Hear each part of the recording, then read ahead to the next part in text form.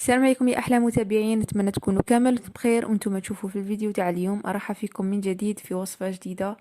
وصفه اليوم هي كوكيز. هذه الوصفه انا شخصيا نبغيها بزاف، ونظن كامل الناس يبغوها، وخصوصا الاطفال الصغار. كما نعرفوا الاطفال الصغار يبغوا نوع من الحلويات. وصفه اليوم جد ناجحه وما تكلفش بزاف، بحبه بيض واحده وانتم درتوا افضل كوكيز بالمكسرات ولا كيما تبغوا نتوما. بلا ما نطول عليكم، نخليكم في الوصفة وطريقة التحضير. مشاهدة ممتعة. بالنسبة للمكونات، عندنا نصف كوب زبدة يكون بدرجة حرارة الغرفة، يعني زبدة طرية باش تساعدكم في الخدمة. عندنا نص كاس تاع سكر بني، والباقي كملوه بسكر ابيض. لما كانش عندكم سكر بني عادي تكملوها بسكر ابيض كاع الكاس. عندنا شويه ملح ونص مغرفه تاع خميره تاع كاطو، حبه بيض لافاني، مغرفه كبيره تاع مايزينا نشا. هنا عندي بيبة شوكولا، حبيبة الشوكولاتة. هنايا عندي شويه مكسرات، درت لوز كان عندي ميم با مع الكاس، طحنته هكا برك بالخدمي، ودرت قبل ما نطحنه حمصته. وكان عندي شويه كاوكاو محمص ومطحون من قبل. هادو اختياري، يعني لما كانش عندكم مكسرات قادرين ديروا اي حاجه، مهم يجيكم شابه. كيما نقولوا حنا زبيب ولا غير بيبة شوكولا وتجيكم شابه. اول حاجه نديروها نخلطوا الدهان مع السكر كيما راكم تشوفوا. السكر الابيض والبني نخلطهم في رحبه مع الزبده بالباتر، ولا كان عندكم بيتران تاني كيساعدكم بزاف في الخدمه. انا كنت باغا ندير لكم البيتران، بصح هذا الباتر درته على جالكم خصوصا للناس اللي ما عندهاش البيتران. الوصفه الجايه ان شاء الله راح ندير لكم كوكيز بالشوكولاته بالبيتران ان شاء الله. اليوم فضلت نديره بالخلاط الكهربائي بالنسبه للناس اللي ما عندهاش بيتران. كما راكم تشوفوا دخلت الزبده مع السكر مليح حتى يولي عندنا قوام كريمي. نخلطوهم مليح مليح حتى كامل هذيك الزبدة تبدأ تتماسك وتدخل مع السكر. من بعد نزيدو لهم البيض ونخلطوه مليح. هنا كيما راكم تشوفوا الزبدة تاعنا راهي متماسكة وراهي شكلت لنا تقريبا نقولوا عجينة. زدنا عليهم البيض كيما قلت لكم ونزيدو خلطوها مليح. بعد نبداو نزيدو في لافاني ومكونات الجافة. خلو هاد المقادير يتماسكوا لنا مليح. البيض لازم يدخل مليح في كامل الزبدة.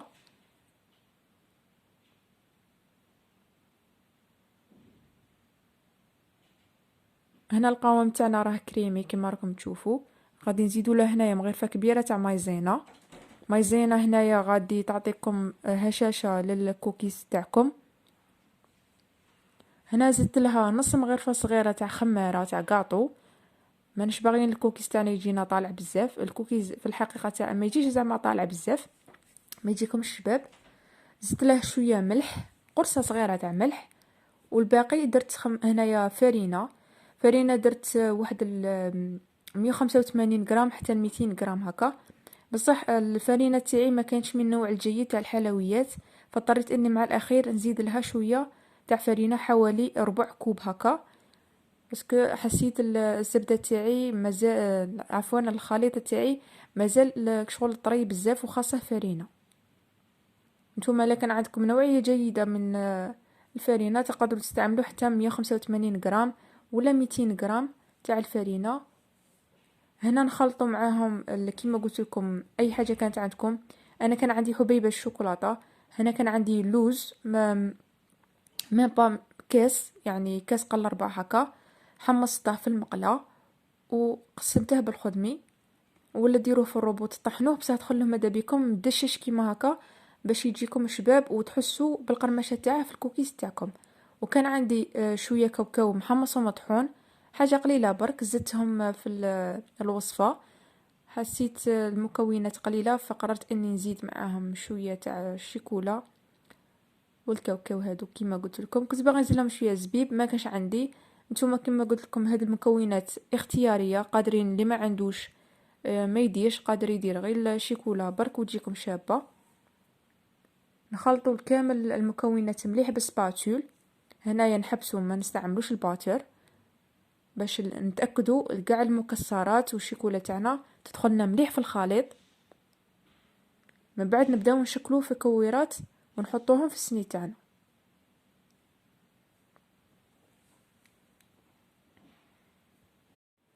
هنا كيما راكم تشوفوا غادي نبداو نشكلوا الكويرات تاوعنا. الكويرات هنا اللي ديروهم ماذا بكم يكونوا شويه صغار، ما يكونوش كبار بزاف باش الكوكيز تاعكم ما يجيكمش كبير وباسل. هنايا الا كان عندكم المغرفه هذيك تاع لا كريم اللي يديروا بها لا كريم، ماذا بكم ديروها، يعني تنجموا تعطيكم بريسك قياس واحد للحلوى تاعكم. انا ما بغيتش ندير بها بالنسبه للناس يعني اللي ما عندهاش هذيك المغرفه، فقررت اني نديرها غير بيدي نكورها. وحاولوا ديروها نفس الحجم. الا كان عندكم ميزان تاني يكون احسن، يكون عندهم نفس الجرام باش تجيكم على حبه وحده. انا درتهم غير هكا بيدي تقريبا، حوست غير بالعين نعرف الحجم تاعهم يكون زعما بريس كيف كيف. نكملوا كاع هذوك الخليط تاعنا ونشكلوا كاع كويرات وندخلوه. لا عفوا ان نديروا لها الشيكولا من الفوق، حبيبات هكا حبه ولا زوج من الفوق باش تعطيكم جماليه. من بعد نروحوا ندخلوه في الكونجيلاتور ولا في الفريجيدير من الفوق، وحوالي نص ساعه هكا باش الحلوى تاعكم تكذب روحها. ومين تدخل الكوشه يعني تقعد الحجم تاعها براسك غير هو ما يتبدلش. تخلوها مام شويه تكذب روحها، خاطر هنا كيما تعرفوا راهي شويه طريه مازال ما تماسكتش مليح. مين دخلوها الثلاجه غادي شويه تكذب روحها، من بعد دخلوها للفرن. هنا بعد ما مرت نصف ساعه في الثلاجه دخلتها للفرن وخرجت لنا كيما راكم تشوفوا ما شاء الله. انا كانت عندي الحلوى تاعي شويه لا كولر تاعها ماشي غامقه كيما هكا، كانت عندي لا كولر تاعها شويه فاتحه. غفلت عليها غير شويه واحد دقيقتين هكا، حمارت لي شويه. معليش نتوما كل واحد كيفاه يبغي يطيبها، ماذا بكم طيبوها شويه نقولوا حنايا لا كولر شويه ذهبيه على هذه. انا حمرت لي بالبزاف. نتوما سيو ما تحمروهاش كاع كيما هاك، بصح المهم هي جات تقرمش كيما راكم تشوفوا. حليت معاكم حبه، شوفوا المكسرات كيما راهم يبانوا من الداخل. كما شفتوا الوصفه تاعنا كانت اقتصاديه ما فيهاش مكونات بزاف، وان شاء الله نتلاقى في وصفه جديده في فيديو جديد، والسلام عليكم.